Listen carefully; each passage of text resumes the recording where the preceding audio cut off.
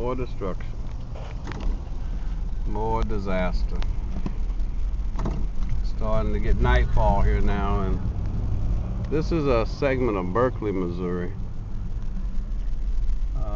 Believe it or not, these homes were nothing like this, and it's a total disaster to a great extent. For example, let's see, there's a big tree right there, just right in front of the home, right here. Look at the car, man, look at the car. Yeah, that's someone's car, totally covered. Okay.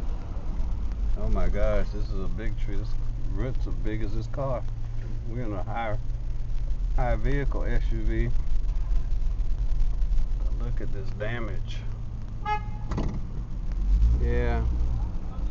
Look down there. People just bewildered. Low hanging power lines is what I need to watch what I'm doing if I run into one of them. And before I cause an accident.